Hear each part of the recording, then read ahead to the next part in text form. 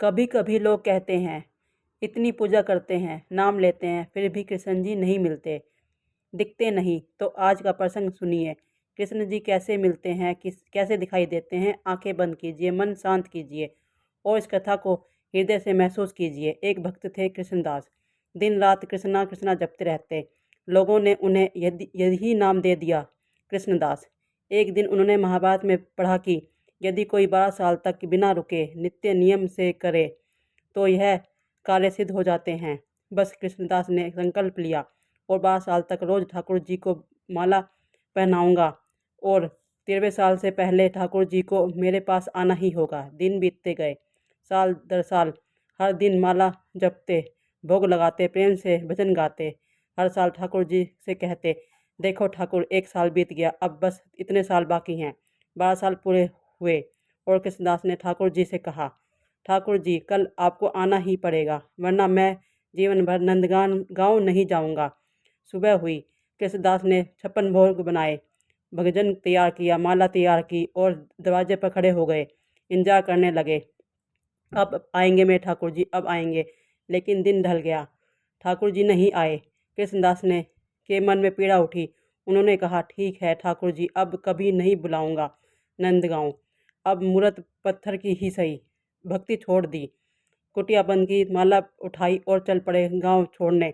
रास्ते में एक बालक मिला, मुस्कुराता हुआ, कंधे पर लाठी, आंखों में मासूमियत। बोला, बाबा, इतनी जल्दी कहाँ जा रहे हो? इतनी सारी गायें जा रही थी, चोट लगी, चोट लग गई, चोट लग जाएगी। कृष्णदास ने ध्यान नहीं दिया। बालक ने फिर कहा, रुक जाइए बाबा, मेरे साथ चलिए, थोड़ा भोग खा लीजिए। कृष्णदास बोले, ठीक है बच्चा, आओ साथ बैठकर खाते हैं। बालक बोला, मेरे हाथ देखिए, मैं तो बच्चा हूँ, आप ही अपने हाथों से खिला दीजिए। कृष्णदास ने प्रेम से उसे खिलाया। अचानक देखा बच्चे की आंखों में आंसू। पूछा, लाल क्या हुआ? अब बच्चा बोला, बाबा, आज आपने मुझे माला नहीं पहनाई। कृष्णदास चौंक गए। तुम कौन हो तुम?